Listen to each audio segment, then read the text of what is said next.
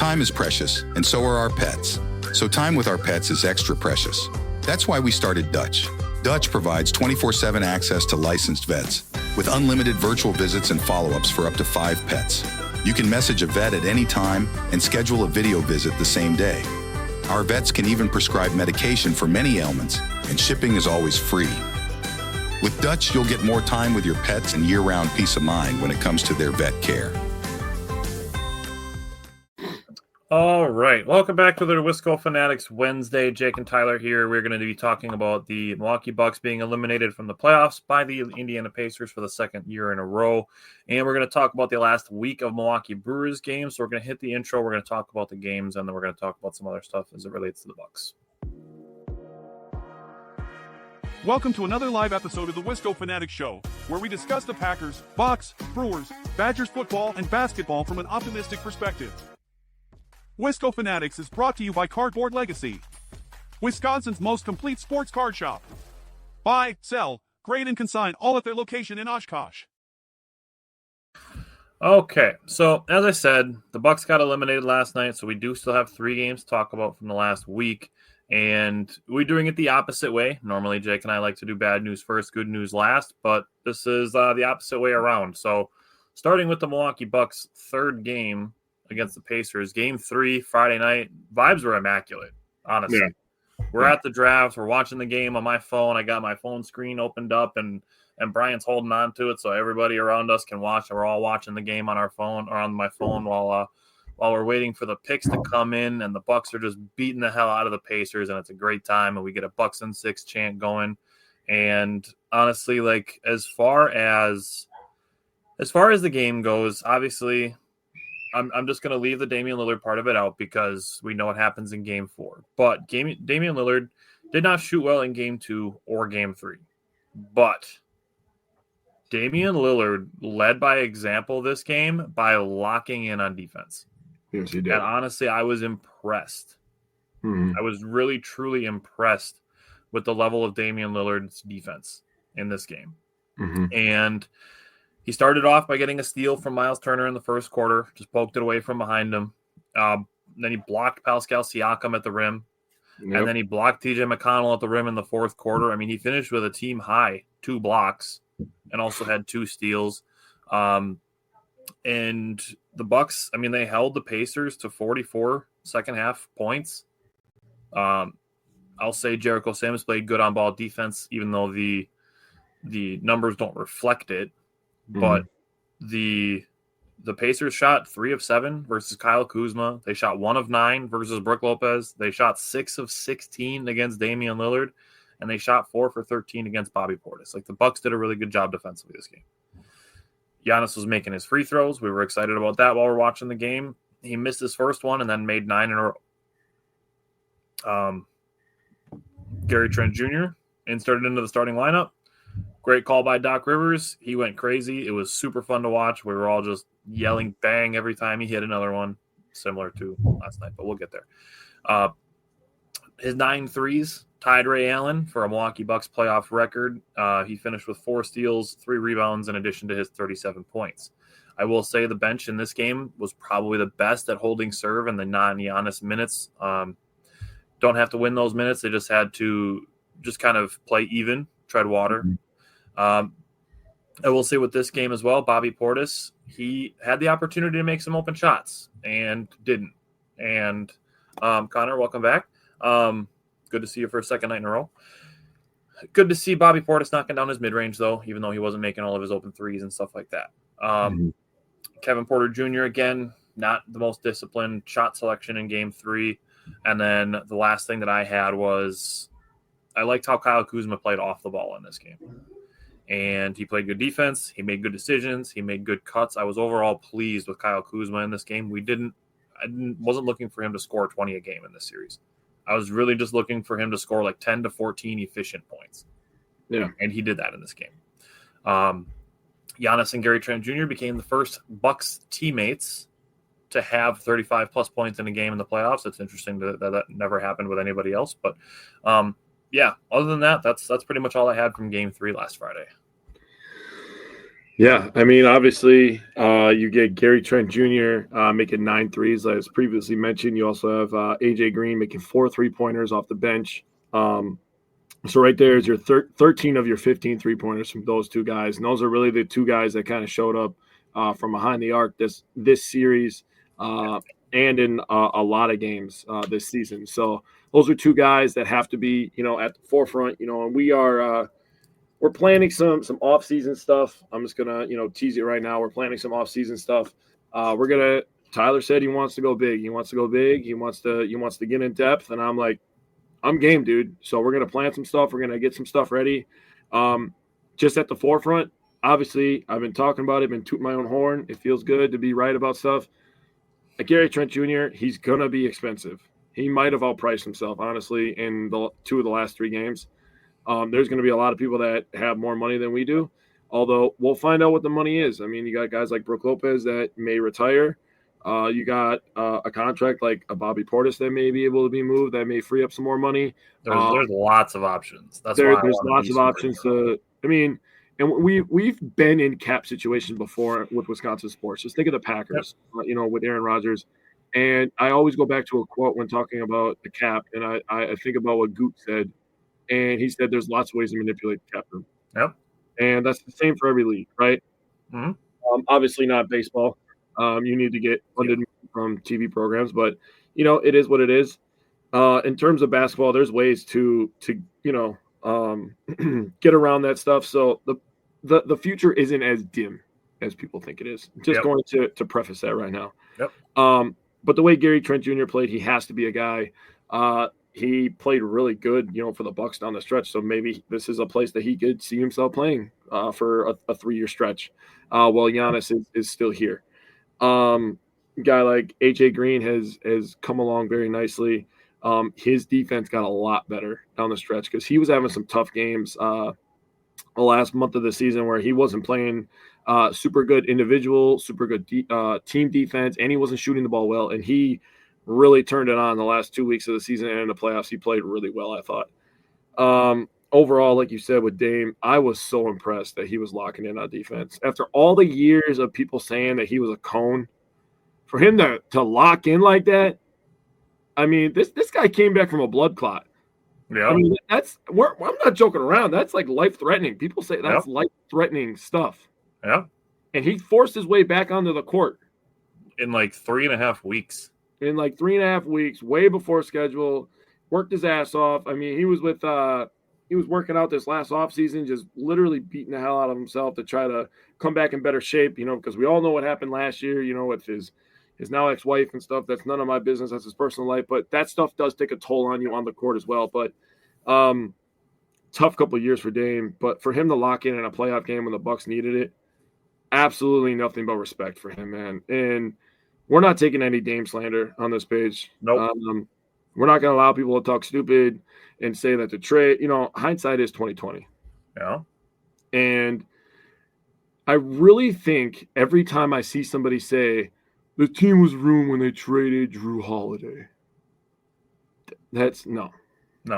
Did you forget what Drew Holiday looked like against the Miami Heat and the Celtics?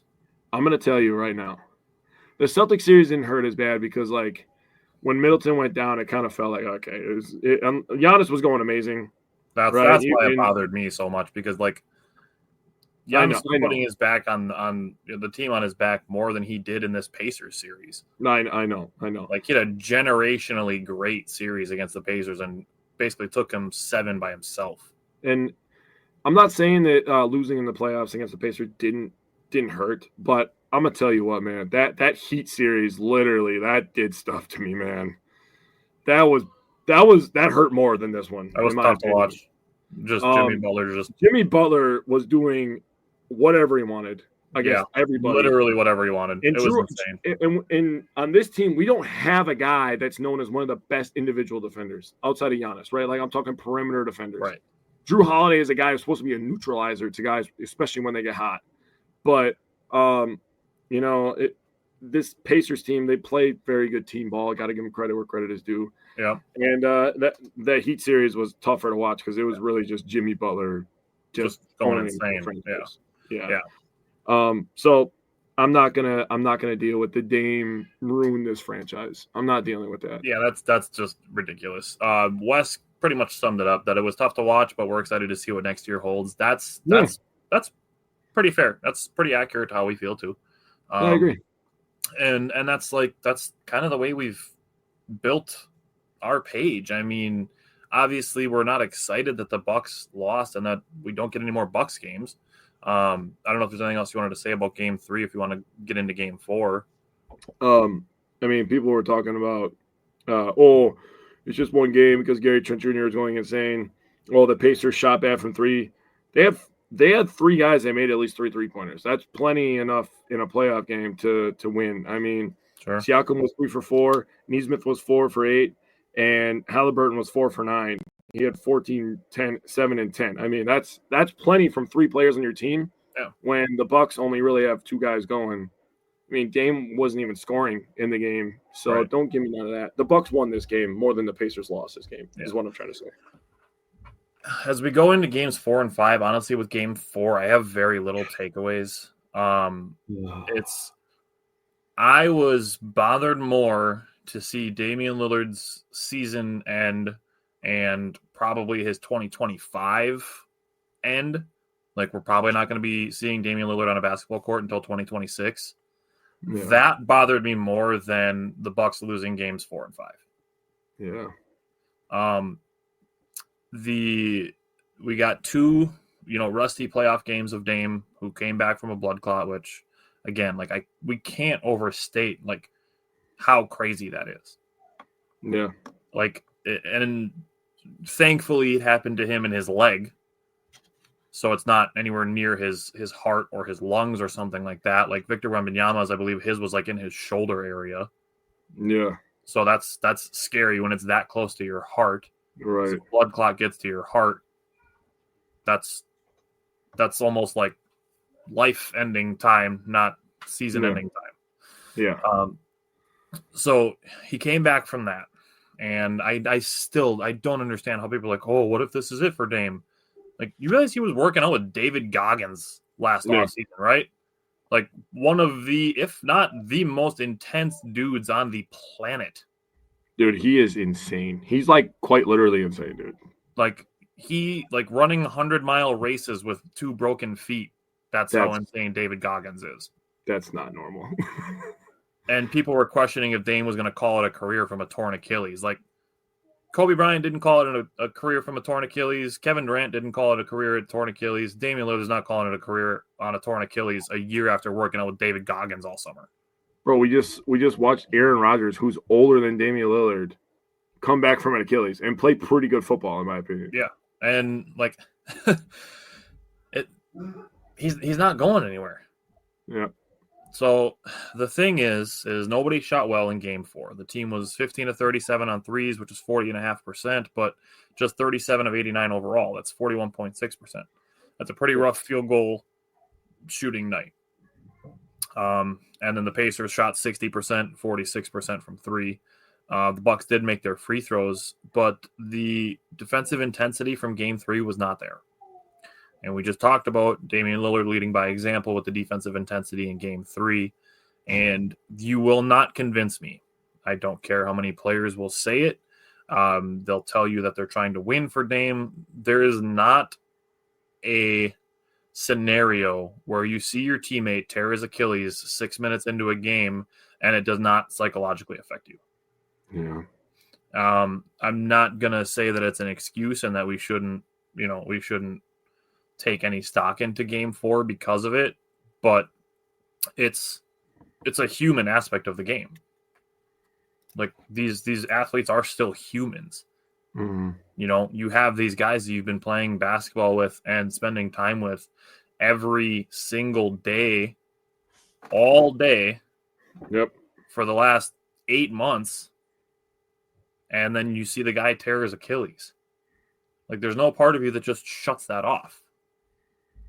Okay, let me interject real quick. I got to give some respect to some people. I got to give respect to Halliburton, what he said after the game. He said there's no secret how much I admire Dame. And I got to give really mad respect to Miles Turner, who not only did he dominate on the court, He played a great game. I was there, unfortunately. But he said, everybody sees all the talking and all this other stuff, but I agree. Reggie. It's really a brotherhood in NBA is really what he was saying. Mm-hmm. And he said, outside of all this stuff, we're all still friends. We go on vacations together. Like, there's no secret that Bam and Dame are good friends. I mean, that was reported for months and months and months leading up to the Dame trade to Milwaukee, even after he got traded to the Bucks. People were talking about how Dame would rather be in Miami with his buddy Bam. I mean, these guys are all friends off the court. I mean, maybe not Doofus from – I'm not going to name him from the Pacers. He probably doesn't have many friends. I'm talking about 00. But, other than that, I mean, I love Miles Turner. I mean, there's no secret. Tyler's one that started the hype train on maybe him coming to Milwaukee next year. That would be insane. Like 3 years ago. Yeah. Dude, and I feel like you're on the same timeline as I was with Gary Trent Jr. So right, that's valid. That's dude, valid. Maybe we'll have back-to-back years where I picked one and then you picked one. That And would just be like, hell yeah, insane. dude. But Just get the I just want to give them credit, because they were kicking our tail in a little bit, and they still showed respect to Dame. Who, if you're a Bucks fan, and you say, "Oh, this is disappointing," we got Dame. What was all the talk about? Dame's one of the best basketball players to ever play the game. What scenario in life are we in where 25, 6, and 7 isn't impressive? People have really high expectations, I guess. Like when Michael Redd was averaging that, like he was one of the 2 best players in the league. Right. It's just like the numbers have gotten so normalized that people don't actually recognize like how great Dame still is. Right. I agree. I'll give Kevin Porter Jr. credit. This was easily his best playoff game, and he did step up in the absence of Dame. Outside of that, like you said it, Bobby Portis was great on offense, bad on defense. Like if you watch our show, I went back and forth on trading him and keeping him the entire season. And we're going to have that conversation again this offseason, which, like I said, I want to do thorough. I want to be really thorough on the Bucks offseason. We'll talk about that in just a minute when we get through with Game 4 and Game 5. But anything else you want to say on Game 4 before we talk about last night? I got to be honest. I thought I hate doing this, man. I thought the refereeing was terrible. This entire series, Giannis is just getting fucking mugged, dude. Let's carry that over because there's more. He's getting hit around the face, grabbed around the neck, grabbed around the shoulders. They're not even reviewing. I'm gonna get upset. They're not even reviewing it. That's the first thing. They did, but not enough. They're barely looking at stuff. Giannis is getting 2 hands shoved in the back and then getting called for travels. Yep. I mean, there's 3-4 people around Giannis every damn time he takes a layup. Yep. And because Giannis oh my God, I cannot express how much I appreciate Giannis. Mm-hmm. And if you know me, and you know me personally, how much I loved Aaron Rodgers, dude. Aaron Rodgers is that guy, dude. Like, he is my all-time favorite, dude. He was the fucking man, dude. He was running shit. He was in control. Every pass he needed to make, he made it, dude. Like, he was the man. Giannis is right there, dude. In my heart, in my mind, he's right there in terms of Wisconsin, like best players I've ever seen in my entire life. Yeah. And he doesn't complain. He just takes the bumps. I mean, he complains when he doesn't think he did anything wrong, which last night when he got called for a travel off a spin move, he takes 2 forearms to the back and they call it travel. Yeah. Like, that's ridiculous to me. Yep. He doesn't flop. He doesn't get into that culture. He does his job, dude. He plays defense. I mean, there was a play at the start of the game yesterday where he bumped into Siakam, which got him his first foul, and he's yelling at the ref, "Let us play. Let him play, dude." Yeah. The Pacers want to do all this talking, but they don't want to do none of the walking. Yeah. And there was points in this game when the Pacers got back into it and they took the lead that the Pacers were controlling the pace, and the Bucks weren't being as physical as they were in the first and the fourth quarter. Yeah. And that's when the Bucks were playing better, when they were able to get their hands on them, get more physical. Yeah. And the thing that really messes me up about that is, I believe it was Bobby Portis that said it after, I believe it was game 2, that they have to be more physical with them. Mm-hmm. and they go into game 3 and they're more physical on defense. Yeah. Then they go into game 4 and everybody has their goddamn hands in their pockets. And then they get into game 5 and they start this game and they're super physical. They're in their face. They're switching everything. We finally switched the lineups. That's big time. Doc was being so bullish on that. He should have switched the lineup probably after game 2, in my opinion. Which, I mean, I know he put Gary Trent Jr., and I love Brook Lopez, but I've talked about it with you a bunch of times. This was the absolute worst matchup for Brook Lopez. Yeah. Brook Lopez, if the Bucks were able to survive this series, much better matchup versus Cleveland. Yep. Even New York. Much better matchup versus New York. Yeah. But, Cleveland, they got Jared Allen. They got a couple bigs. They like to stay down low. They don't have a Miles Turner who has a quick first step off the pump fake, Right. But he should have switched the lineups a little bit sooner. But, the physicality aspect and the inconsistency with the refs on the calls, dude, it's just honestly. You know what bothered me the most about the officiating in this series? The fact that they let Andrew Nembhard drag his pivot foot every single time he stopped his dribble. I agree with that. Constantly dragging his pivot foot. And also, the freaking every time that Mathurin and Nembhard would drive, they had this thing locked and loaded before they even got to the rim. I'm like, what are we? And then they call foul on the Bucks for body. I'm like, well, yeah. They're seeking out contact right here. Right. And Reggie said it feeling like refs versus Bucks. Like, the last 2-minute report from last night that Halliburton's and one at the end of overtime should not have been a foul. Mm. I'm not going to say that was, the Bucks lost because of that, because the Pacers had 10.8 seconds left. Or not. Actually, I think it was like almost the exact same amount of time. And they could have made a 3 instead of a 2. Like, I'm not going to say that the Pacers wouldn't have a shot to hit a 3 because they made 3s during this series. So, like, they did. It's obviously harder to make a 3 than a driving layup. But, it just felt like, why are we blowing the whistle? It seems like at times the Bucks were expecting to be able to play more physically and then weren't allowed to. But then when the Bucks were playing physically offensively, then they're letting stuff go. Yeah. And, Reggie, I mean, we talked about it all season long, like how much Giannis improved his post fade and his mid-range. It didn't bother me that he didn't go to the rim so much as it bothered me that he didn't kick the ball out to AJ Green when he got double teamed, because they double teamed him with like 4 seconds left. Yeah, and AJ Green was rotating towards him. I thought he had AJ Green for what would have been a pretty open look. By AJ Green standards, yes. Yeah. I wouldn't have been mad for drawing something up. Marcus Johnson said to use Giannis as a decoy. I wouldn't have been mad at using Giannis as the inbounder and drawing something up for Gary Trent Jr. to take the last shot. Yep. With as superhuman as he was going. Like, he had 12 points in the fourth quarter. There was opportunities there, and I'm not going to be like, nope, the ball should not be in our best player's hands. And that's AJ Green. It is what it is when it comes to it, but that was the moment being a little too big for AJ Green. Like, it's hard to have to say that about your own players, but obviously that's why experience matters. Yep. Justin, I like you, but I'm not going to read that comment because I'm not doing that. That sounds like a you problem, Justin. Yeah. No, I'm sorry, but yeah, we keep that separate. It comes down to like an experience thing for AJ Green to have a turnover late in the game like that, throwing the ball basically to Gary Trent Jr.'s feet. But yeah, I mean, let them follow you.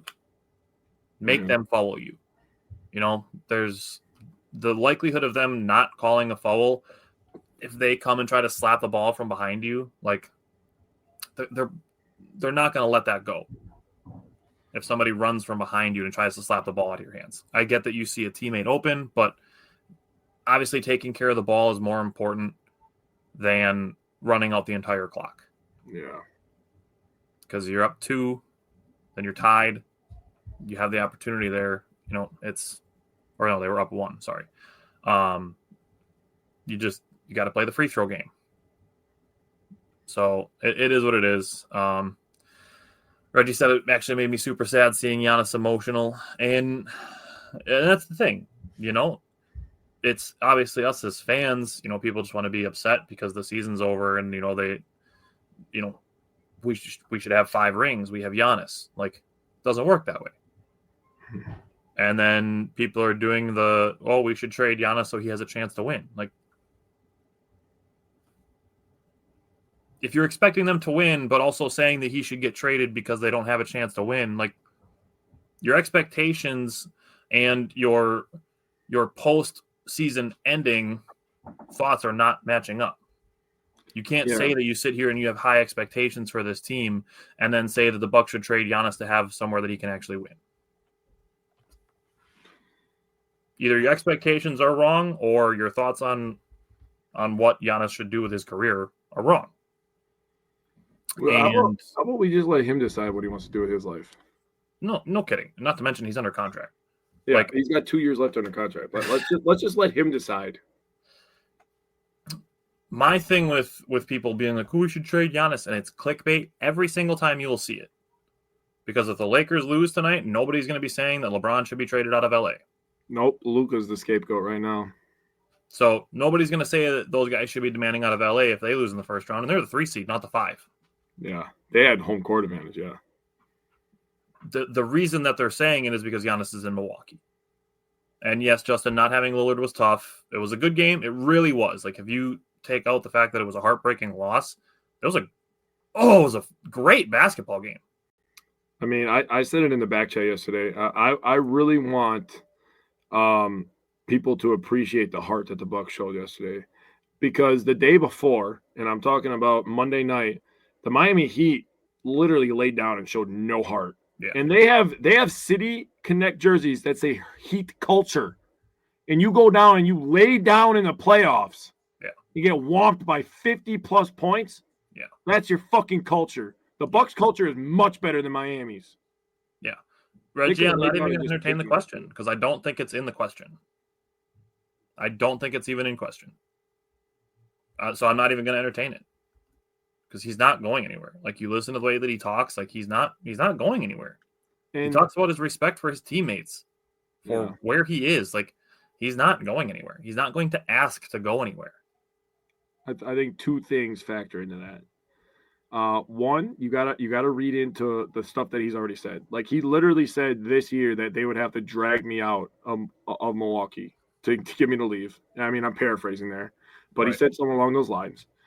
And another thing is the post that his wife made after the game, obviously seeing how emotional he was. And him being emotional is a good sign for the Bucks, in my opinion. Him being emotional means that he cares and he wants to fight and he wants the Bucks to keep playing. Now, he kept saying me because he's not going to speak for another man. But his wife's post talking about, look at the life that you built. I'm proud of you. She's going to have a lot to say in his future, in my opinion. And if they're happy in Milwaukee, they like their house, they like their community. There's a lot to be said for living in a smaller city like Milwaukee. Yep. You get more privacy there. Mm-hmm. What if they're the kind of people that don't want to be in New York media or LA media or Texas media or Florida? Like, they don't want to be a part of that. What if they like what they have? Is it so crazy to think that maybe Milwaukee can have a superstar? Is that crazy to people? I think it is. It shouldn't be. It shouldn't be. Giannis is not an American-born player. That's the big piece. So all these people who are Americans thinking like an American, and by the way, I came from a small town in Wisconsin, so maybe I'm biased in this. I would absolutely hate the idea of living in New York or LA. You think I want to be around 300,000 people at any given second? No. I want nothing to do with LA. Nothing. I don't want nothing to do with California. Florida, I would maybe consider, but it's hot as hell there. Yeah. I don't really want to deal with that. Maybe Honestly, Giannis likes living in Wisconsin, dude. This is from somebody who is not anywhere near Giannis's tax bracket, but like the only draw that Florida would really have for me is that there's no income tax. Yeah, that's a good point. Yeah, that's about it. But you can't look at Miami and be like, oh yeah, they're going in a much better direction than Milwaukee is. And yeah, Justin, not everybody wants the big city or the warm weather and a million people. Like, And you know what? That's the thing with Giannis coming from Greece is like Milwaukee's already a big city to him. Yeah. Nashville's a good example. Honestly, I would be down for Nashville. Like, it's a big city, but it's not a crazy big city. I'll say as a single man, Nashville would be awesome because it's like a 4-to-1 ratio of women to men. That's all I'm saying. And the weather there is perfect. So I'm just saying. But I mean, like, he's about to have his 4th kid here. Yeah, dude, he's literally like he moved here. The Bucks were really patient with him, brought his family over. Like, Giannis takes that shit serious, dude. Yeah. Like that's real for him. Yeah. And we signed his brother. Thanasis became pretty much a folk hero around here. Like, people still love Thanasis. Yep. We treat his family with nothing but respect. If he wants quiet time, we give him quiet time. You think New York or Miami? He's talked about that he can go to the Wisconsin State Fair with his family and people let him walk around. Yeah. Yeah, he's established here. And the two things as far as basketball are concerned is, one, doesn't matter where Giannis goes, people are going to build them the same way that the Bucks will. That's very true. They're going to say Giannis and a bunch of shooters. Like, that's how they're going to build that's how they're going to build a roster. Mm-hmm. They're going to look for a guy like Damian Lillard who can run the point and can play with Giannis. Like, that's what they're going to do. And the other part of it is, and I can't, this to me, it's such a weak mindset. I'm sorry if this is how you feel and it's going to possibly offend you, but it's a weak mindset if you want to trade Giannis just to get picks. Because if you are trading Giannis for picks, you are hoping to get somebody who has an impact on your franchise like Giannis already has. Bro, what did we talk about? What did I just talk about with the NFL draft?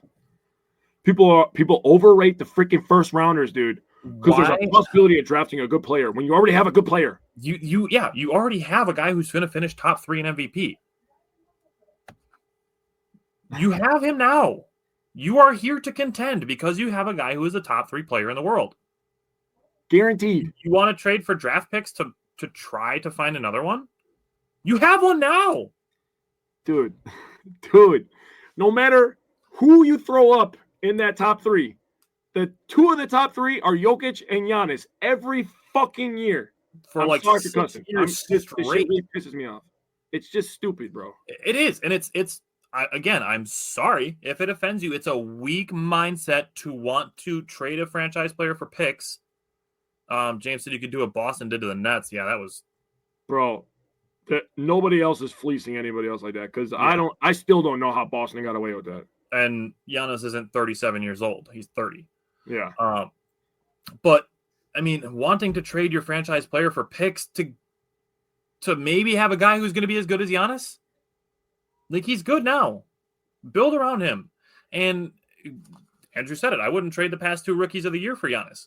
And I guarantee you there's people in our fan base that would say, yes, I would trade Giannis for Wemby. And that's insane to me. That's insane to me. And it's because I believe this that people would rather be in a position where it's like, hey, we're going to be really good in like 3 years than to be in a position where you're trying to contend now. I have some news for you. You know how Damian Lillard was just going through that blood clot? Guess who else had a blood clot this year? Wemby. And that's the thing, is like, that can happen to anybody, but like, I'm not trying to talk shit. I wouldn't trade Giannis for Stephon Castle either. I wouldn't trade Giannis for Stephon Castle and Wemby. Dude, yeah, what are we talking about here, dude? We're talking about Giannis, bro. We're talking about the best player in the history of the franchise. That's what we're talking about. And you want picks to maybe find another one? My God. No. I would rather go through a couple more 15-win seasons than to trade Giannis. And you know, the other side of the coin to this, you know, because people are talking about, the future is grim in Milwaukee. Well, you know what that tells me? You know, people complain about the Packers not going all in all the time. Yeah. John Horst tried his fucking ass off what he had to go all in all the time. Yeah, like trading Luka for Anthony Davis. And that's the thing, is like, John Horst is extended. That to me tells me that they're going to continue to retool the roster to try to contend. Okay. Which is what you should do. I gotta say it, dude. They better let him pick the next goddamn head coach. Yeah.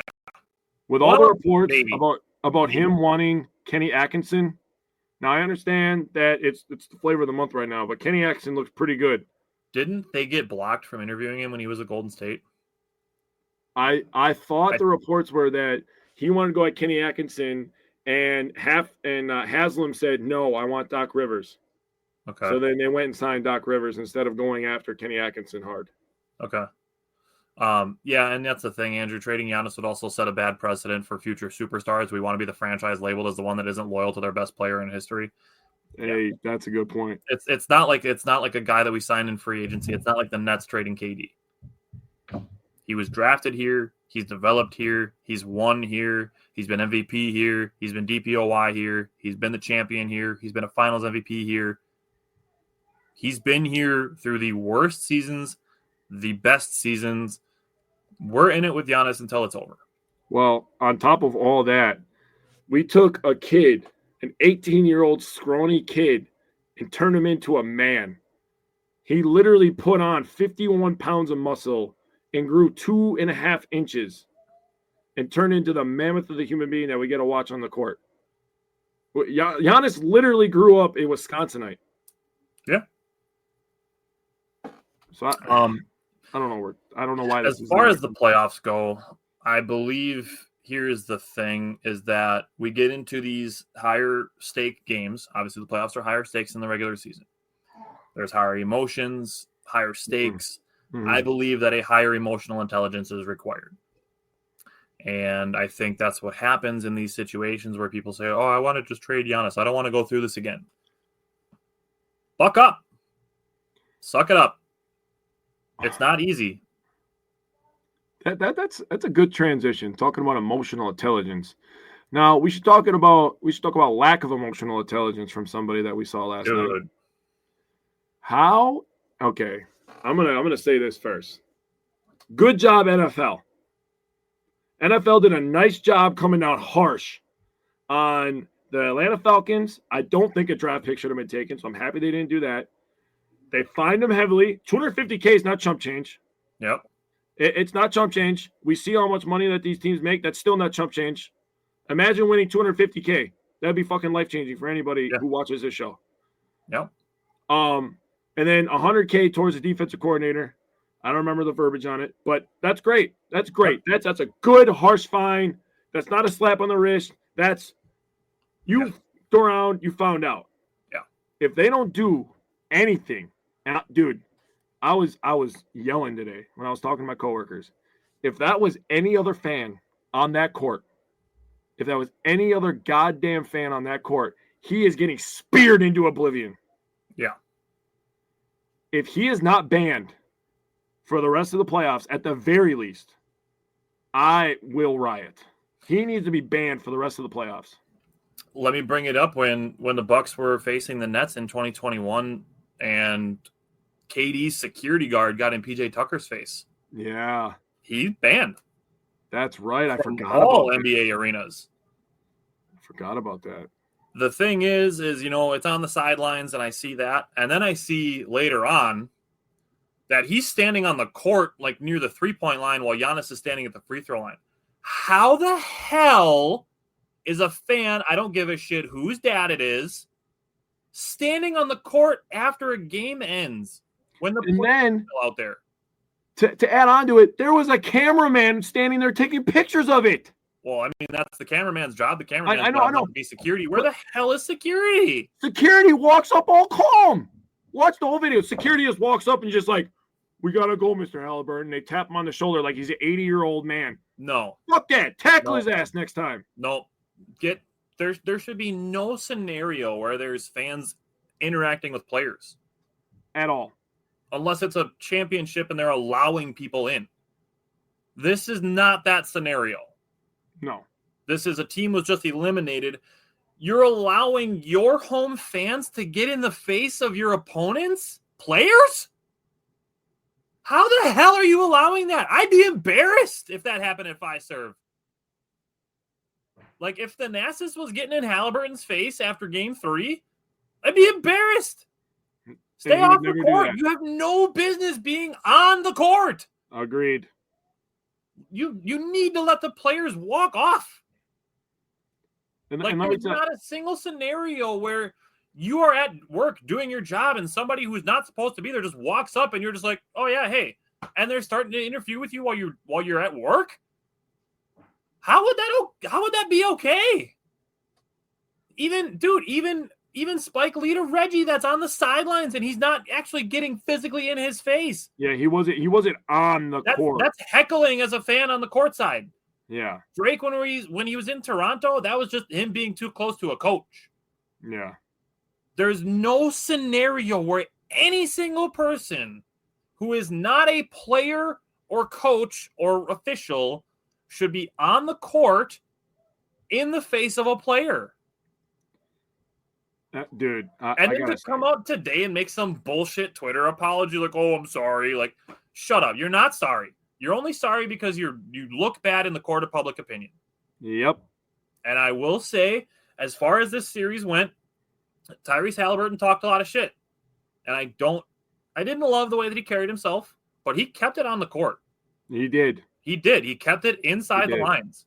He did. So it's going to bother people in Wisconsin to hear me say this, but I respect the way that he carried himself off the court. I do too. I felt the exact same way last night when I saw what he said. If he said anything other than what he said at his post-game presser last night, I wouldn't have believed the word he said. But what he said last night was absolutely nail on the head. Absolutely correct. Now, Coach Carlisle talked about it.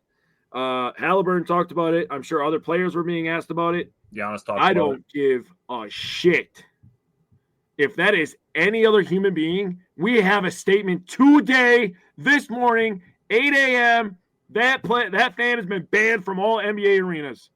If he is not fucking banned, I swear to God, that is what is wrong. You wonder why your ratings were dipping? It's not because of the debates or the presidential election. It's not because of any of that bullshit, which I heard them saying. That's not what it was. It's because you're putting out shit and you're allowing bull crap like this to happen. Yeah. That's trash. Get him out of here. I'm serious. Give him a lifetime ban, dude. That's what I would do. He needs to be reined in, bro. And like I said, I don't love the way that Halliburton carries himself. Like, he likes to talk shit only when he's playing from ahead, as do the entire Pacers. Yeah. But none of them have taken it outside the rectangle. I can't disagree with that, honestly. So it's as much of, a rivalry as this has become over the last 2 years.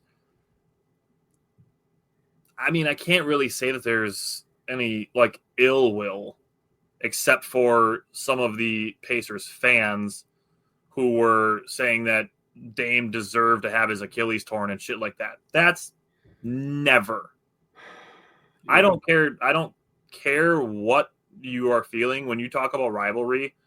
There's nothing that says, I'd be happy if Halliburton tore his Achilles, or if Nembhard tore his Achilles, or if Mathurin tore his ACL, even though Mathurin was being a douche. Yeah. I still wouldn't wish a torn Achilles on somebody. See, and you want to beat them while you're healthy. That's how competition works. I agree. Yeah, and that's the thing is Brad said my ticket says the same as theirs. That's fair. And again, if, like Jake said, if this is anybody other than Halliburton's dad, they're getting tackled. They're not making it to the 3-point line 10 feet away from Giannis and then on the sideline in his face. And okay, so a few things I got to add in. Brad, you're absolutely correct. And what else do they go over before every single game? And where is it plastered all over the arena? The fan code of conduct. What is Tyrese Halliburton's dad? A fan. Yeah. Yes, he is a more well-known fan. That does not change the fact of the word fan. You are a fan. You are supposed to act a certain way. And I would argue the same standard. I would argue that, understandably, he's the parent of a player, which makes you their, number one fan. Yeah. But I would argue that you have a higher standard. Oh, you should be leading by example. I was just going to say that. Like, Halliburton's dad shouldn't be getting in Giannis's face. He should be telling Pacers fans, respect your opponents. Yeah. That's seriously, that's such a thing where we're in this world of not respecting people. Yeah. And 10 minutes ago I was just calling people having weak mindsets, but that's not a disrespectful thing that I'm saying. No, it's not. At least I don't think it is. No, and again, it's your right to be offended by that, but it's not coming from a place of disrespect. Yeah. The way that Halliburton's dad was standing out there and saying stuff to Giannis and swearing at him and stuff like that, and Giannis talked about it in the post game, that's disrespectful. I'm going to respond to Brad here. He said, "What's crazy? He's been around games for years. He should know the rules." I was reading a lot of stuff online over the last 24 hours, and there's a lot of people that, I live in the Fox Cities area, so I'm friends with a lot of people from the Oshkosh area, and they were all saying, like, dude, you guys, you think that's bad? You should have seen him at AAU games. You should have seen him, because he used to ref, middle school and high school games. He thought he was the show, and you know what? I absolutely believe that. That's a pretty good one, Andrew. He's got a reputation of it. I got to respond to two comments here. Justin said should have went Ron Artest on his ass, and James said obviously Giannis wouldn't do it, but if he retaliated, he'd be held to a different standard. That is the exact reason why they put in fan code of conduct, so we don't get another Malice at the Palace, who, by the way, involved the Pacers. If you didn't know. Yep. So they obviously have a history of being, like Tyler said, some douchebags. It's just it's really unfortunate, really, but this kind of action couldn't happen to a person that didn't deserve it. Like, Giannis doesn't deserve it. He doesn't carry himself that way. Nope. And maybe when he's on the court, like you said about the Pacers, they're keeping it between the rectangle. Maybe on the court, Giannis is like, I'm whooping your ass. I'm whooping your ass. You know what? He is. Yeah. And the guy just had 30, 20, and 15. He said after the game that I love Tyrese Halliburton. He loved that he talks shit during the games. Like, that's competition.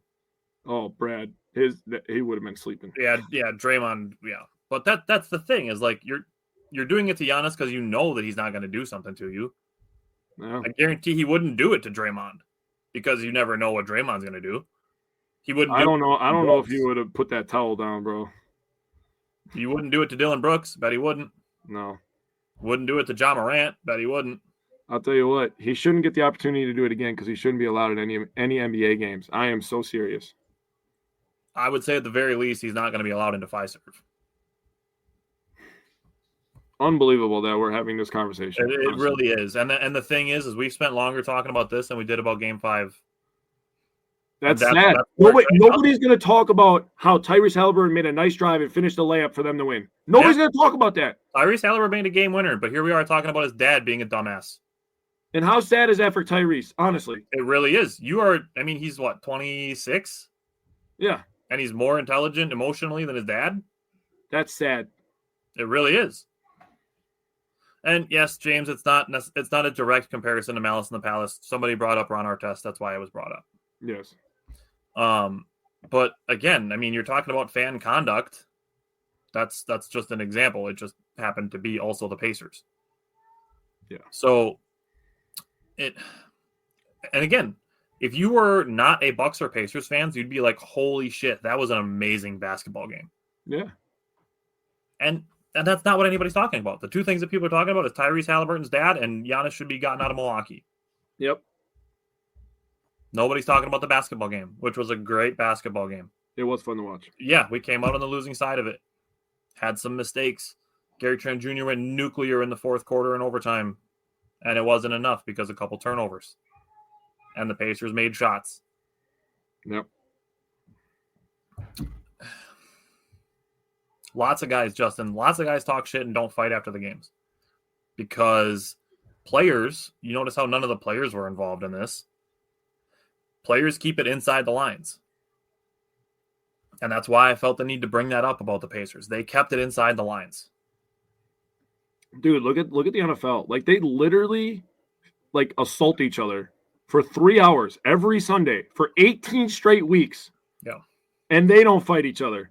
They're all dap each other. Hey, good game, bro. Good game, bro. Yep. Win or lose. Good game, bro. Nice to see you. Hey, how's the family doing? Yep. Fans could learn something from this. They really could. Really could.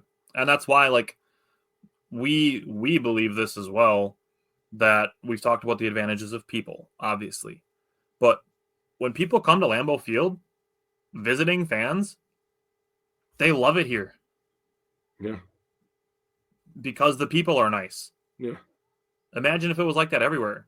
I will never attend a game in Philadelphia. Never. I would never attend a game in LA.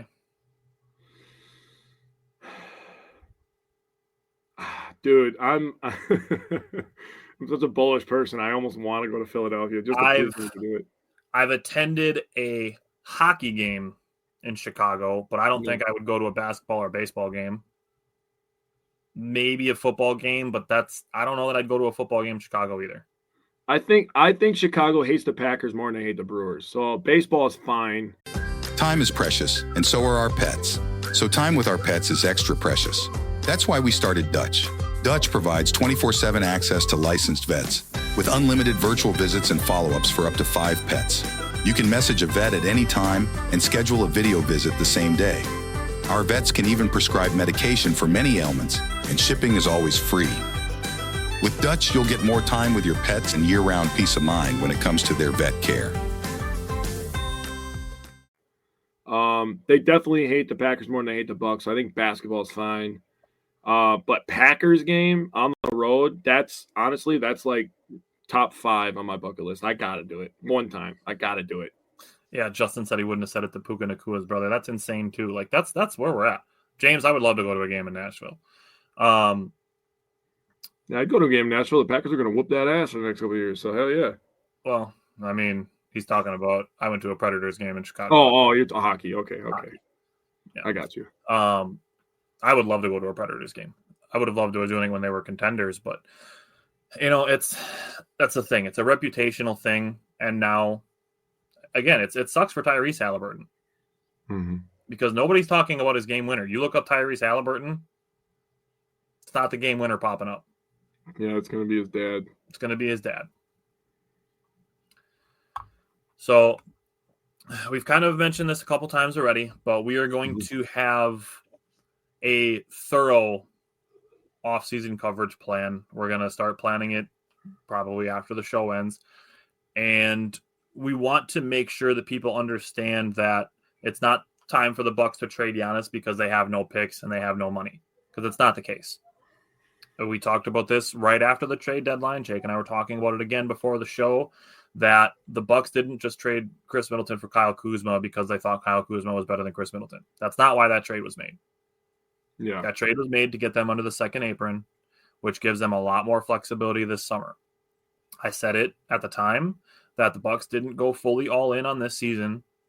They went like a soft all in and opened up flexibility to go more heavily all in next season. So, there's a lot of pieces in my mind that are going to be moving this summer. Yep. So we're going to talk about that. We're going to go through the financials of it, potential transactions, keep, cut, all of that. Connor said people who said Giannis want traded. I have no idea what Bucks like was before him. And that's the thing, is like people saying that, like, you don't know the 15-win Bucks. Do you remember when we traded for Bobby Simmons, bro? That was a big move for the Bucks at one point in time. Bobby fucking Simmons, dude. Do not tell me I don't know Bucks basketball. I'm gonna tell you right now. The two people on your screen, we know Bucks basketball. We've been here. Yeah. We are been around our dads who know more Bucks basketball than 99% of these kids that talk on the internet. Oh man, I believe that there's a large contingent of Bucks fans that became Bucks fans in 2019. Oh, I 100% agree when with they were in that. the Eastern Conference Finals. I agree. I agree. Hey, Andrew said he's been through the dark ages of the Blue Edwards era. That predates us. But like, we remember when the Bucks were drafting Joe Alexander and EGN Lien in the top 10. Dude, Vanilla Sky, boy. Vanilla Sky. Let's go. But like the days of signing Ruben Patterson and Richard Jefferson and Corey Maggette. Fucking Luke Ridnour, bro. Like, what dude, are we doing? We've been through eras of having sucky teams. Yeah. With the hopes of contending someday. to want to be in a spot to contend and be like, nah, I'd rather not. Andrew said I have a Yee poster at home still. Probably the only one in existence, to be honest with you. You got to be the only person that still has a Yee poster, dude. I mean, I've pulled out the 2012 schedule before. Like, I got the Jim Paschke and John McLaughlin bobblehead up there, and Connor said it. I get playoff losses are tough and hurt, but man, some Wisconsin fans don't realize how spoiled we are with our sports teams, and that's it. That is it. But dude, I said it before, Connor. I don't know if you were here for it, but higher stakes, higher emotional stakes.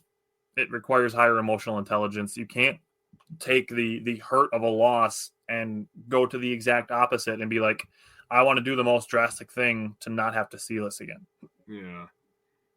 Dude, I got to say this about Luke Ridnour. I have this memory that's just like imprinted in my brain. I remember going to a game, and it was still at the Bradley Center, obviously. And every time he would score, they would play that stupid-ass duck noise because he went to Oregon.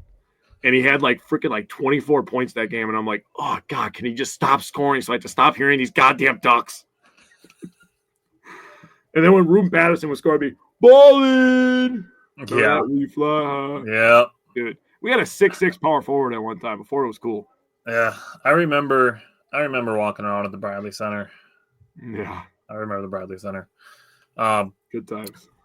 James said it's irrelevant, but the most exciting team in Preds history was making the Stanley Cup. Dude, those playoff games were so fun to watch. So fun. All right. Like I said, we're going to be talking more about the Bucks. We'll probably give it a couple weeks, but we're going to be at it in May because at the end of June is when free agency opens. Yeah. So we're going to be at it, and we're going to be, like I said, I want to be very thorough. I want to be big, and I want to go through everything.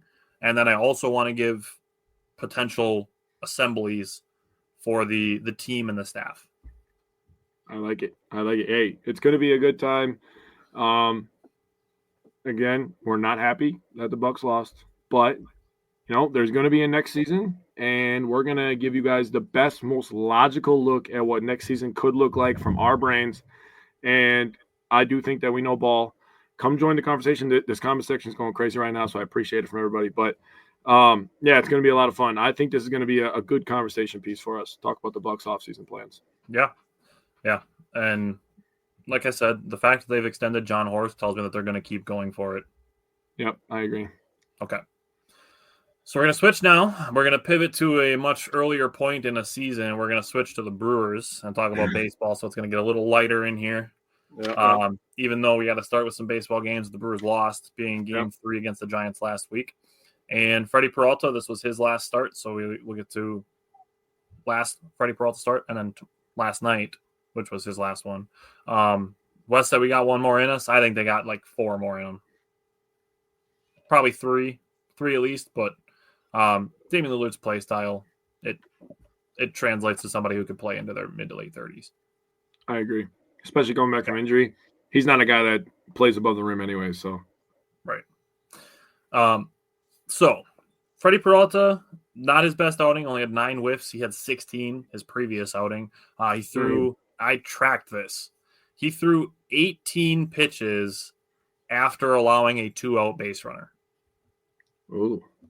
So there was, I think it was 4 or 5 instances at bats. I erased it because after I got the total, I erased it. But it was either 4 or 5 instances of allowing a 2-out base runner, and then he had to face another batter that put 18 extra pitches on his pitch count.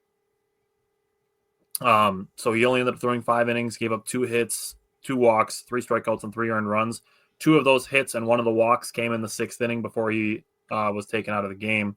But just not his sharpest outing. It happens. Freddie's human. Thank you, Andrew. Other than that, Jackson Chourio swinging a lot.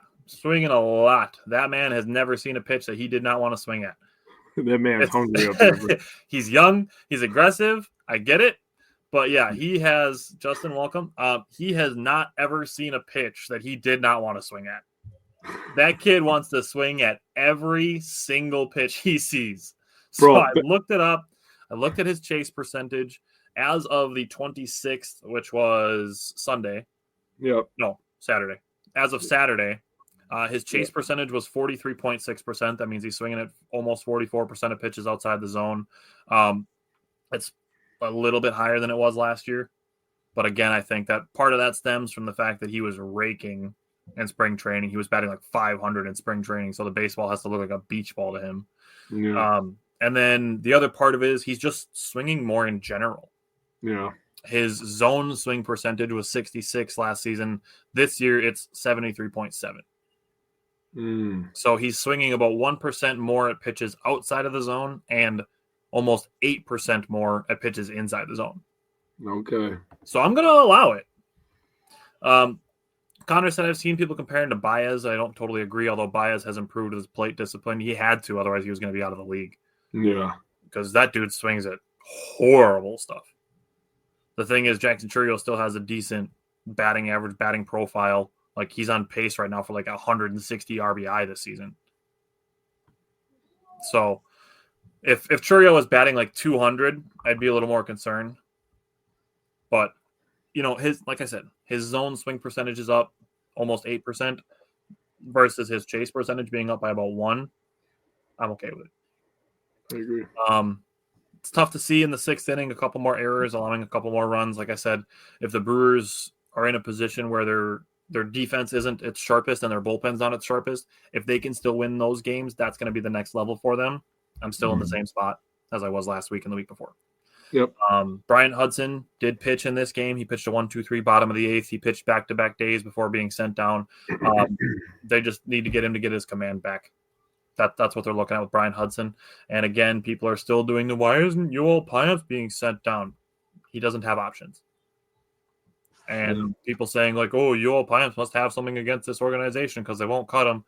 They're not cutting a dude who had a 3.05 ERA last year in April. Especially when they've had as many starting pitches as they've had to use already, and they could use, a stable bullpen. Yeah. It's really, and I have the numbers through last night because he pitched last night, how volatile ERA numbers are early in the season, especially for relievers. So, game 3 from the Giants, anything you want to say on that game? Honestly, you covered most of it, but I just want to give credit to I'm blanking on his name, but Webb, pitcher from the Giants, first name, remind me. Logan Webb. God damn it, I can't believe it. Lost my mind. Cy Young winner, yep. Yeah, I write down last names, bro. I don't do first names. But Webb is a very good pitcher. Key moment for me in this game was he had 7 pitches in the 3rd inning, which allowed him to go deeper in this game. He threw all sweepers in that inning. I had to look that up myself. Nice. Looking at the play-by-plays here, and I was like, oof, that could be a reason why he went deeper in this game. I didn't get to watch this game live. I was attending the NFL draft in Green Bay, so it is what it is. Also, he did have to work through a bunch of traffic in the first couple innings of this game. Brewers were getting on base early. He did a nice job kind of managing that traffic, and then he shut us down for a few innings, and that's kind of the name of this game. Peralta and Webb were kind of going at it.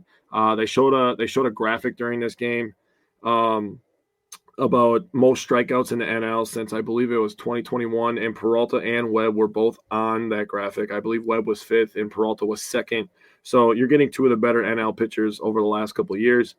And they both battled, and the Giants just ended up inching across a couple more runs. I mean, that's just baseball, dude. I mean, you play so many games, dude. To your point, from the last batter of the 2nd inning to the first batter of the 6th inning, Webb retired 11 straight. Yeah. So, I mean, I wrote down that the Brewers, attacked Webb early. They were having some success. He did a nice job managing traffic. And after that, he kind of just figured us out and he shut us down for a little bit. He's a good pitcher. You give him credit. Yep. Yeah, that guy's a dude, Yeah. All right, game 4. Let's start with you from the final game of that series. Man, this one kind of hurt, in my opinion. So Myers was back. So welcome back, Tobias Myers. He pitched 4 innings, had 4 hits, 2 earned runs, and 2 Ks. Did have a couple walks too. Command, you could tell he first start of the season. I don't know I don't know if people are expecting him to go 9 innings. He was having a hard time finding the strike zone too. He threw 82 pitches. He had 47 strikes and 35 balls. Yeah, That's a lot of balls. Yeah, that's why I was kind of like first start of the season. I don't know what people were expecting, but I mean, he was gonna struggle a little bit. He gave us 4 innings, so I mean, can't really complain too much. That's honestly what I would have been targeting. Honestly, yeah. Now talking about Uribe, because he did give up a homer that gave life to the Giants in this one. In the 5th inning, obviously, because Myers only pitched 4 innings. Can't really fault Uribe, dude. He threw a pitch 100.8 miles per hour. I mean, he did miss a little bit. He missed up. But Chapman is a good hitter, too. Yeah, he is. He is. Chapman's a good player. He's a former Silver Slugger. He's a Gold Glover. I mean, he's a guy that, you know, he can, and he hit it to dead center. So I mean, he didn't miss this one. That is the fastest pitch that a San Francisco Giant has hit a homer on since 2008. Yeah, and the thing that I would say, not necessarily like to disagree with you, that like not that specific pitch being in a bad spot. To me, it was that he wasn't really finding the strike zone either. His first 8 pitches, he only threw 2 strikes. The second hit that he gave up was the home run, and then he was ahead 0-2 to the third batter, which ended up becoming a 10-pitch walk. So that, to me, it's not necessarily that he gave a bad pitch on the one that was hit for a home run. It's just that he needs to put himself ahead in counts. Like the biggest difference that you will hear commentators, you will hear players, coaches, analysts, everybody will talk about is 1-1. That's the most important pitch, because the difference between 2-1 and 1-2 is so different as far as the pitcher. Yeah. No, I agree with that. So it just needs to be Uribe putting himself in better spots. Yeah, he needs to be a little bit more advantageous. I agree. But in terms of, I mean, the Brewers had 9 hits in this one, so it wasn't a matter of not getting hits. 8 different players got the hits. Now, you brought up something last week about, you know, consecutive hits. They did that a few times. Yelly, Haas, and Frelick all had RBIs, but going 1 for 9 runners in scoring position in a game that you lose by 1. We're going to get to the conversation about Tyler Alexander here. I'm going to hand it off to you first before we get into this conversation, Buzz. So go ahead. Connor said not a Brewers comment, but want to give love to the Mudcats, who are one of the most exciting or most fun to watch minor league teams. That's kind of a Brewers comment. Yeah, we're thinking the same. It's kind of a Brewers comment. Yeah, it's Brewers minor leagues. Yeah. Jesus Mate had a walk-off single today, so that's cool. As far as the last game against the Giants series, William Contreras had the day off. He got kind of banged up at a play at third base the night before and literally got hit in the cup, had his cup fractured by Willie Adonis the day before, so they gave him a day off for having a close call to the family jewels. But so that's why he was given a day off. It's good that he wasn't injured. Sal had a single in the first inning that extended his on-base streak to 20 games, which is insane. I don't think people are talking about how good Sal Frelick has been just because he doesn't hit home runs. Yeah, we're talking about it. We are talking about it. You mentioned the Brewers having 9 hits. We've talked about this too, having to stack traffic. Yeah. The Brewers had the leadoff man on base in 6 out of the 9 innings. And the 5 runs that they scored all came in 3. So it's still, you still need to stack traffic. And Pat Murphy is going to continue playing around with the lineup, and people are going to continue complaining about it. But Pat Murphy is going to continue playing around with it, trying to find the best formula that makes it so they can stack traffic. Yeah. You know, we just talked about it in the third game of the series, Webb being able to retire 11 in a row. You got to be able to break it up, and you got to be able to get multiple guys on base. That's how the Brewers can create havoc. Because at one point, the Brewers catcher, the catcher, laid down a squeeze bunt so good that it forced a bad throw and 2 runs scored. Eric Haas is out here dropping squeeze bunts that force errors and let the Brewers bring in runs. Yeah. The Brewers, they live to create chaos on the bases, and it's fun to watch. And I have 4 points on it when we get to last night's game. I mean, Yelly was literally just on Barstool with Sal Frelick, and they asked him a question about, does everybody have the green light to steal? And he said, yeah. He said, we literally, we don't talk about it. Like, we literally, everybody can just steal. Like, we just literally come into the game trying to fuck shit up. He literally said that, like, word for word. And I was just like, dude, I fucking love that, dude. I love that so much. Connor said he wants to go to Tim Ratler's game when Mate gets called up. I want to say it's going to happen by the end of this year, but he's so young that it's hard to say. Yeah, I wish he was going to be there on Saturday. I'm going to be there for Bluey Day. Nice. So again, we talked about the bullpen and the defense struggling late in the game. Like I said, winning in those scenarios is what's going to take the Brewers to the next level. I do think Tyler Alexander was an odd choice. You can't use Trevor McGill every single day. Yeah. And obviously Payams has had his struggles. It is what it is. Koenig has been pretty good. He pitched the 6th inning. Yep. Nick Mears pitched the 7th. Yep. We need other guys. We need guys to step up. Abner Uribe pitched the 5th. He did okay. But if this bullpen's going to go to the next level, we need Abner Uribe to be at his best. I mentioned last week my scenario to quote unquote fixing Payams would be to put Nick Mears as the 8th inning role as the setup guy. Mm-hmm. Craig Yoho is in the fold now. So, I don't know that, like I said, I don't know that Tyler Alexander's in the long-term plans of this team. Yeah. But, you got to have somebody else because they're going to St. Louis right after this. Yep. So my biggest thing, it's not even so much as the bullpen management. It's you have to be able to tack on runs. We keep talking about stacking traffic, but top of the 5th inning, they have 2 leadoff walks and then a fielder's choice and a ground into a double play. You get 2 guys on to start the inning. You got to be able to tack on runs in those situations. Yep. And again, I'm not going to sit here and dog the team and say they suck with guys on base. That's obviously not the case because we've seen them score in the teens 4 times already this year. Yeah. So it's just when they lose close games, you look at those scenarios, and I'm positive that the team is saying the same thing to each other. You got to be able to tack on runs when you get guys on base. It's not a secret. It's not a disrespectful thing to say that they need to tack on runs in those situations. Yeah. Okay. Anything else you want to say about the Giants series? Giants, after this game, they moved to 15-2 versus right-handed pitchers. It's pretty good. All right. Better hope they don't face a bunch of lefties in the playoffs. Cardinals series. So this is a series where, like I said, we are typically bad news first guys, so we get to get the bad ones out of the way first. So Cardinals game 1, Chad Patrick had a good first 4 innings, gave up 4 straight hits to start the 5th between Patrick and Tyler Alexander, who, like I said, is going to be a candidate to send down. Pretty much as soon as they have somebody else healthy, which Woodruff. Ashby, and who else am I forgetting? DL Hall are going to be factors in May. They might not all be back in May, but we're going to be hearing that they're getting close in May. Well, Woodruff's going to be back for sure. He might be back next week. But yeah, I agree. Tyler Alexander will be a guy to be a candidate to be sent down. His last 2 outings, he pitched an inning in the 3rd, gave up 4 hits, 3 runs, a walk, no strikeouts, and his ERA went from 3.66 to 4.71 in an inning and a 3rd. Yeah.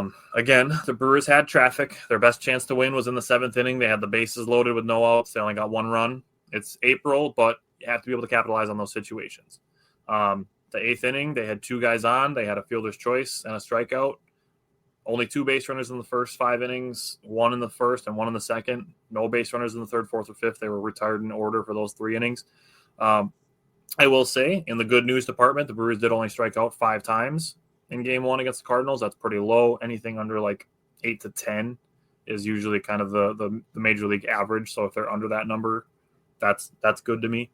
And then Craig Yoho, I think his command looked pretty good. He threw 5 sweepers, only really missed with 1.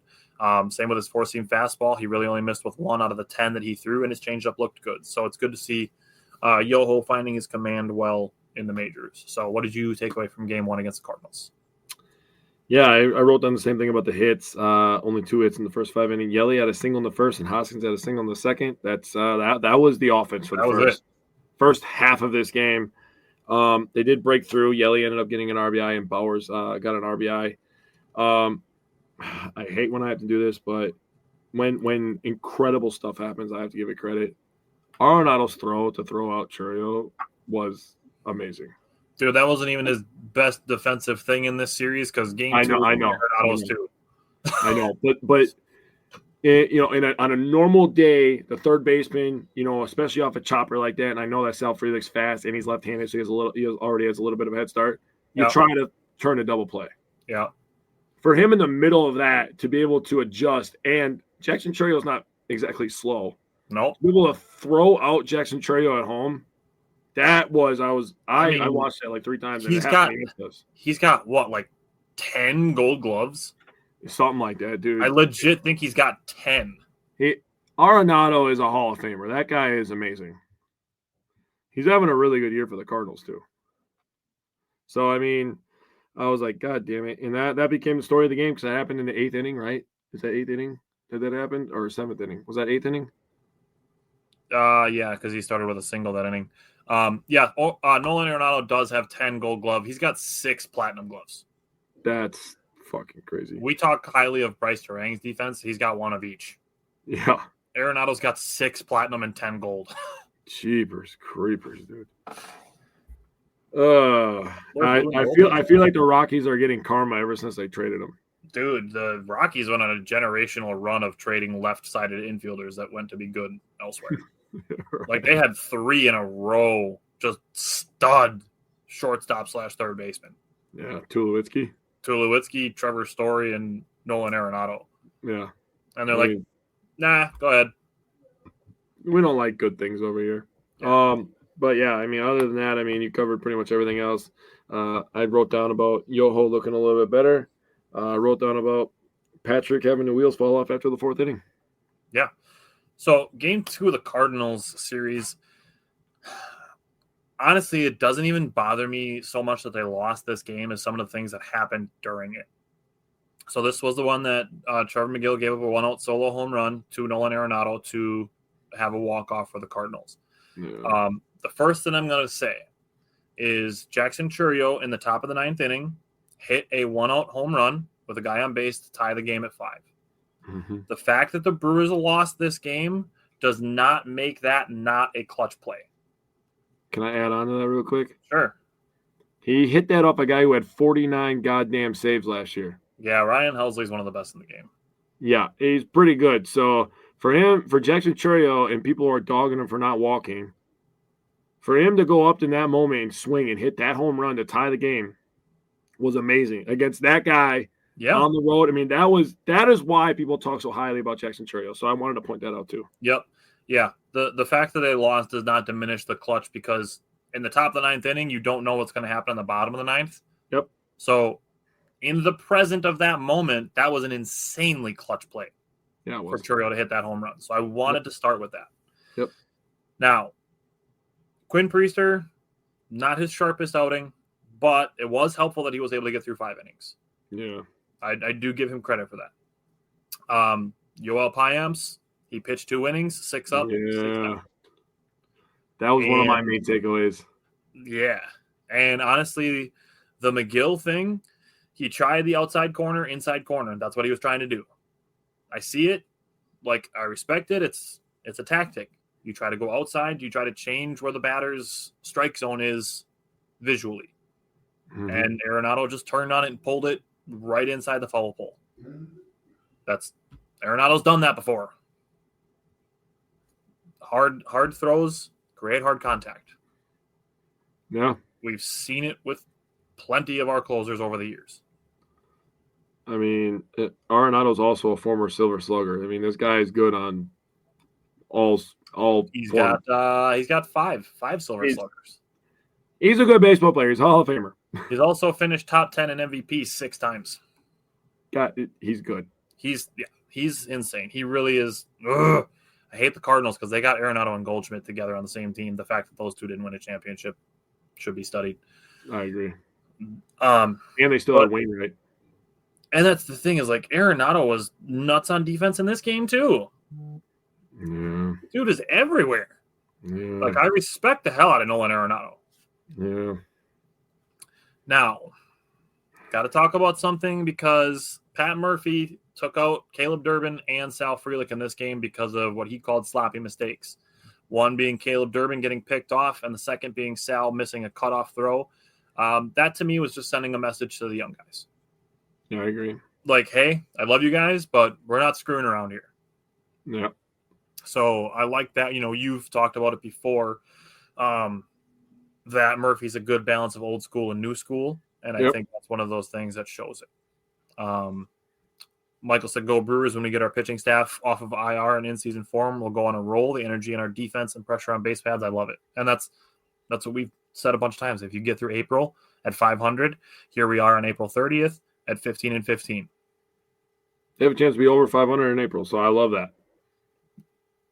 Yeah, they treaded the water. That's really all we were asking for when waiting for guys to get healthy. So Brewers had a shot in the top of the fourth. They had second and third with 2 outs. Rhys Hoskins had a hard liner, 100.5 miles an hour off the bat, and that gets by some guys not named Nolan Arenado.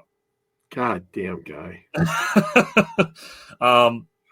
Top of the fifth inning, Jake Bauers got robbed by a diving catch. That inning could have started with 3 straight doubles instead of an out and 2 doubles. That inning probably should have been 3 runs if not for the pickoff, and it could have been 4 if not for good defense by St. Louis. The thing that bothered me the most about this game is that Jackson Chourio, on a ground ball by Bryce Terang, gets called out for a ball hitting in the hand. He gets hit in the hand while his back is to the ball, running inside of the base path. He established his line. And in my mind, he's running like on the grass on the inside of the baseline because he's expecting the throw to come directly like point A, point B in between first base and second base. And he gets called out for sliding like this as the throw is coming. But a year ago at this time, Aaron Judge slides directly into second base, staring at the baseball with his hand in the air. It hits him in the hand, and nothing happens. And he's 6'7". And he's staring at the ball. Jackson Chourio gets called out for the ball hitting him in the hand while it's behind him, but Aaron Judge can slide directly to where the throw is coming from. It hits his big-ass oven mitt, and nothing happens, and the Yankees score 7 runs. What the fuck, Major League Baseball? Your turn. So, I'm just going to write down the first thing I wrote. I view Arenado like I view Al Horford. I can't wait for these mother effers to freaking retire, dude. Al Horford kills the Bucks. Can't wait for that son of a bitch to freaking retire. And then Arenado, that goddamn guy, kills the Brewers. He kills everybody. I cannot wait for both of them to retire, so I don't have to freaking hear their name. I don't need to see crazy defensive plays. And like you said, you respect Arenado. I respect Arenado, and I respect Horford. They both been doing it for a long time. They're both good. They're just consistent, dude. They're pros, dude. And I'm just like, dog, I'm so sick and tired of hearing about Nolan Arenado doing shit against the Brewers. Like, god damn it, dude. I'm sure there's other teams that feel the same way. I'm blanking. Who's the guy in 2018 that just joined the Dodgers that was on the Cardinals? Freeze. Oh, David Freese. Dude, I used to hate that guy too, man. He used to kill the Brewers all the time, dude. And now they have a new Cardinal that freaking kills us. But I wrote down that Priester may be losing his touch a little bit. Maybe time to – I don't know how many options he has. I should have looked into this before writing this down. But maybe time to send him down, give him a little bit of coaching. I mean, we talked about putting him in the lab, right? Right. And part of going in the lab is like going down there and like, I know this is going to be nerdy of me to say in front of people who are going to watch this, but like, I always view the Brewers pitching lab as like this view from like Dragon Ball Z where Goku is like regenerate. Dude, I'm serious. Like Goku is like trying to regenerate energy and he's like in this like big tube and he's just like, he's like getting stronger and shit. And like, I always view like the Brewers pitching lab as like that, dude. So like, put Priester down there, coach him up a little bit, get him some command, maybe look at some more numbers and see what pitches he throws better for pitches, for strikes against certain batters, certain situations. And like, let's see if we can, reestablish this as they send him back up, So I have 2 sticking points with that. Firstly, they traded for him because they needed depth at the major league level. I know. That's the first part of it. And the second part of it is, to me, he's had 2 good outings and 1 okay outing. Yeah. Obviously, like I said, this wasn't his best outing. He gave up 5 runs in the 5 innings that he pitched. But, it's in my mind, if we're looking at it so far, it's one bad game. Now, if his next outing is the same, then maybe we have a conversation. If you swap Priester for Woodruff, a conversation like that. But in my mind, he had 2 really good games and 1 not so good game. So if his next outing is, 5 or 6 innings and a couple earned runs, he's fine. Okay, that's fair. And my other major point, well, I have 2. I wrote outside of the home run, Jackson Chourio had a great day, 4 or 5 from at the plate, 1 run, 3 RBI, and obviously the clutch homer that we talked about. I wrote down that he hit it off a guy that had 49 saves last year. So, I mean, impressive nonetheless. No matter what angle you look at it, it was a great at-bat and a great hit. Yep. And I wanted to really hit home on the Joel Payamps thing because even though the Brewers lost, and I know it's harder for people that are mentally immature, emotionally immature, 2 innings when the Brewers needed it, he put them up and he shut them down, dude. 0 hits, 0 earned runs, 2 Ks. I mean, he saved the bullpen, honestly, on this day and gave the Brewers a chance to win this game when it was 5-5 after Chourio. He gave them a chance to tie it, first of all, and then a chance to win it when you're allowed to tie it. So, like you said, you don't know what's going to happen in the bottom of the ninth. So I really wanted to give Joel Payamps his flowers that he deserved on this day. Yeah, and as we go into Game 3, similarly, like Quintana, he had multiple batters that he was ahead in Game 3, 0-2, 1-2, that got back to 3-2. That cost him 66 pitches in the first 3 innings.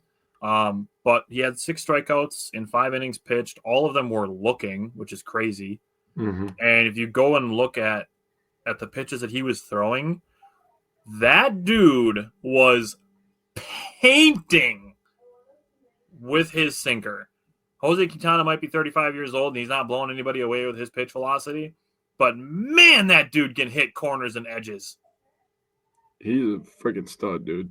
That dude has been around the block and he knows how to find the edges of the strike zone. Bro, he runs the damn block. He gets 6 looking strikeouts is insane to me. Yeah. No swinging strikeouts. Just looking. You walk in, somebody asks you if they can help you find anything. Nope, just looking. That was the Cardinals in Game 3. That was good, dude. That was fucking good. Nicely done. After that, Grant Anderson came in throwing strikes. He had a 6-pitch, 1-2-3, 6th inning. Yeah. The Cards were not letting that happen in the 7th inning. They took the first 5 pitches of the inning all for balls. And then with 2 on and 1 out, Murphy brought in Nick Mears. And in my notes, I wrote that he was not fucking around. That's why he brought in Nick Mears. Yeah. Mears came in. He finished the 7th and pitched the 8th. He gave up a single and a walk in the 8th and then had 1, 2, 3 after that. And Koenig finished the 9th, gave up a walk, then got into a double play and a ground out. And just in general, for the Brewers staff, I'd like to see them have fewer walks. Just it's not like a thing that I'm viewing as a problem. It's just something that I would like to see them clean up. Now, defensively, Joey Ortiz saved a run in the first inning with his defense. He had a web gem behind second base that he popped up and then threw a laser to first base. I don't remember who that was. I think it was Mason Wynn, actually. Actually, it might have been Arenado, now that I'm thinking about it. This was the first inning 3 days ago, so I don't really remember exactly. But Joey Ortiz saved a run with a web gem in the first inning. And then the Brewers, we spent a whole bunch of time talking about stacking traffic. They put up multiple runs twice in the first 4 innings. The top of the 4th, the 7, 8, 9 hitters went single, double, single to start a rally. That goes a long way. All 3 of them scored. Every batter in the lineup had a hit on Sunday. This was a much better look for the Brewers, and obviously winning 7-0 feels good against a division rival. Yeah, it was Arenado in the first inning, by the way. I just looked it up. Again, Quintana, he tied CC Sabathia's Brewers record, winning his first 4 games with the Brewers. So congrats to him. Quintana's been nothing but phenomenal since coming over here. He has been the one steady hand. If you were going to say there's a steady hand, I mean, Freddie Peralta's been pretty good this year as well, in my opinion, but Quintana has been steady. I believe now he's up to 3 road wins, which the Brewers only have like 5 on the year now total after last night as well. I believe Tyler they might have 6 now, but he has at least 3 of them. I know that for sure. Everyone who played got a hit. 6 of the 9 people who bat got an RBI. And like you said, they started the game on fire. 3 hits, 3 runs in the first. Terang got a walk. Yelly got a walk. Contreras got a single. He 2 sinkers. The second one he didn't miss.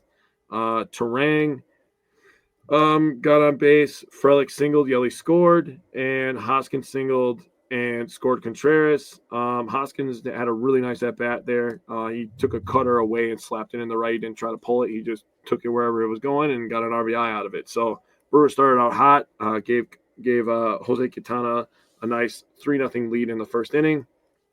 Then, like you said, in the fourth inning, they got 5 hits and 4 runs. The first 4 batters of the inning got hits. Collins got the party started on the first pitch, swinging, got right on base. So love to see the aggressive Brewers at the plate, making contact, getting on base. And then you can't cause the havoc running around unless you get on base, right? Them slapping the ball, playing contact baseball, getting on base. On the day, they went 6 for 17 runners in scoring position. We've talked about it forever. You're the one that started the train. The second number in that running for scoring position is the important number. Yes. Having 17 at-bats with pressure is the thing. Yes. And to get 6 hits in that scenario, people are going to be like, wow, it's only 6 hits with 17 at-bats. That's a 352 batting average. I was going to say, that's like 340. That's pretty good. I don't know if you watch baseball, but 6 of 17 would be like nuts. Dude, I would take 6 of 17 with the bases empty. Like, you're talking like Luis Arias, Steven Kwan levels of batting average, but they're doing it with guys in scoring position. And also that who's that new guy from San Francisco? That lefty. Oh, it's I can't remember his middle name. God damn it, I remember it. I don't remember it's either. like Jim Hu Lee. Dude, that son of a bitch is just up there to get on base. That's it, dude. Does a good job at it. Does a really good job at it. He's cut from the same cloth as like Ichiro and Nori Aoki, guys like that. Yeah. It is. I'm trying to get it up here. I think it is something. Yeah, it is. It is. You're correct. So good job. Jim Hu Lee? Yeah. Nailed it. Hell yeah. You're good. Yeah. So, like you said, it's always good to beat a division rival. Nice to get a division win on the road. Kind of gave the game before away, but a team that was on a 4-game winning streak to come out, attack the pitcher in the first inning, I think was the main takeaway I took away from this. They were like, listen, we're on a little bit of a slide. It's April. We're not going to stress too much. And, they dipped below 500 at that point. And to come back and get a big-time win, that was awesome, dude. I loved it. Yeah. All right, so we can go to last night's game. And, yes, after last night, they are at 6 road wins. So Quintana has half of them. He has 3 out of 6, bro. What stood out to you from last night's game?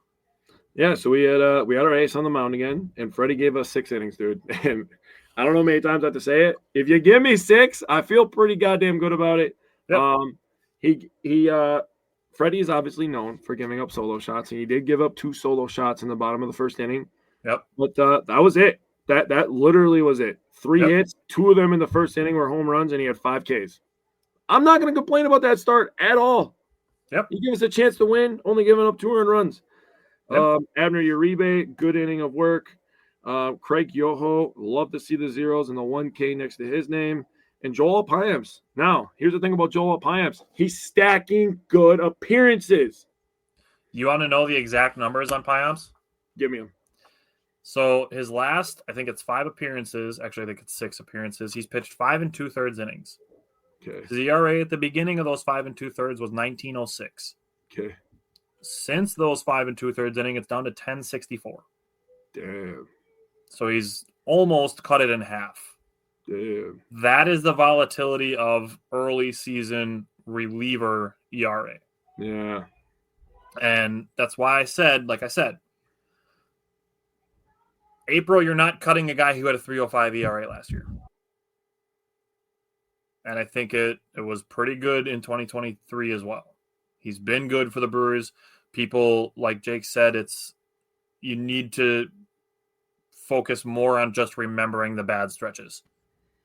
Yeah, that's really why, and I'm kind of following your lead here of, counting all these consecutive good outings, right? Yeah.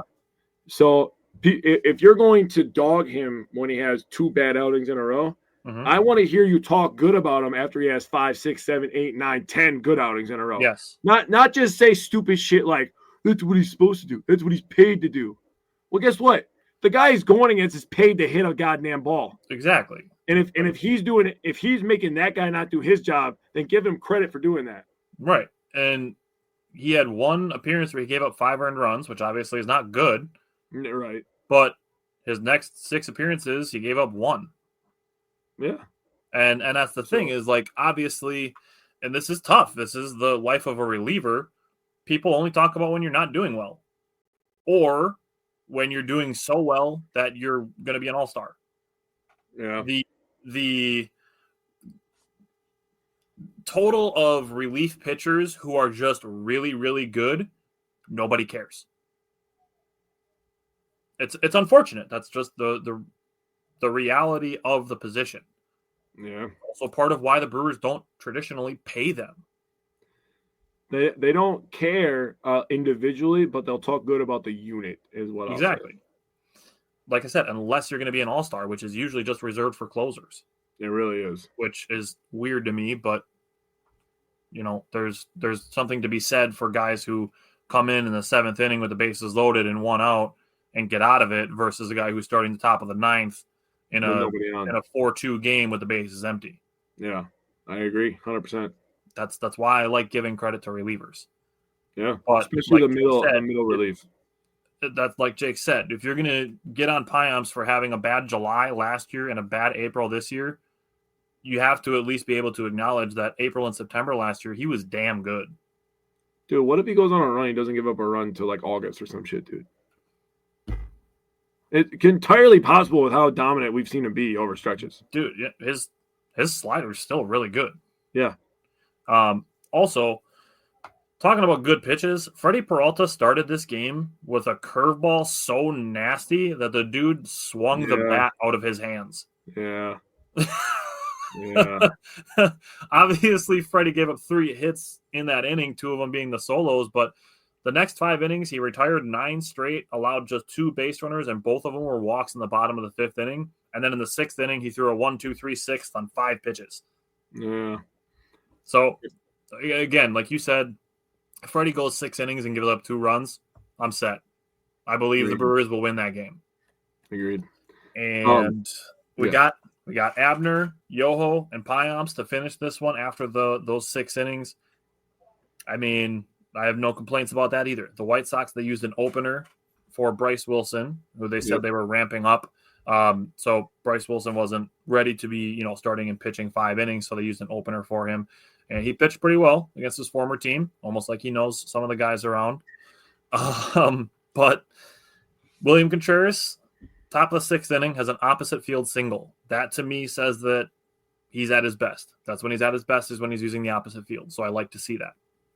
Now, also in the top of the 6th inning, Sal Frelick gets thrown out at home plate. And there's 2 trains of thought with this. And the easy one is, oh my God, Sal's so dumb. Why would you run? You got thrown out. That's the easy one. But Bryce Harang was trying to leg out an infield single. He was called safe. If that first baseman turns to look at the umpire and goes, and Sal runs home while that's happening, every single person is going to be like, oh my God, Sal Frelick, what a heads-up play. I love the Brewers so much. They create chaos on the bases.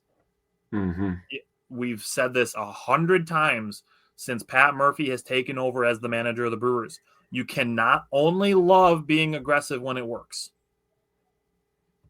So I like it. Like it's obviously not great that he got thrown out, but the Brewers still won. And I've said this, I feel like 1,000 times. If being aggressive worked 100% of the time, everybody would do it. Yep. So you have to take it. You have to take those outs at home plate. You have to take the contact play outs at home plate, because there's going to be just as much chaos where Bryce Harang drops off a walk-off bunt single to win a game. we just talked about earlier in the games this week. The backup catcher is dropping squeeze bunts for infield singles. Yeah. Like, I love the aggressiveness, even though Sal Frelick was called out on this play. Because, again, if he's safe, like, we're all just going chaos, like, having fun. So you have to be able to take that in stride. Again, it's not always going to work. If it worked every time, everybody would do it. So have to take it in stride. I still like the aggressiveness. Last thing I'll say is Isaac Collins. Congrats. First career homer. Good for him. And the Brewers are back in the win column. So 2 wins in a row. They're back to 500.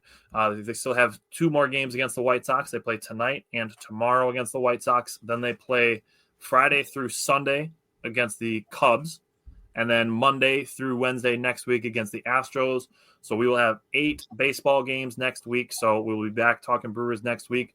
Also, if you are a Packers fan, last night we talked about all their draft picks and the undrafted free agents and the rookie minicamp guys that they brought in. So go and check that out as well. We are wrapped up with our draft content, which, you know, Jake said when we're going to get into our Bucks offseason stuff that we know ball. I promise you it's because we put a lot of work into it. And as much work as we do put into it, I wish we could do more. And all of the people who watched this entire show live and commented along, that goes a long way to help us.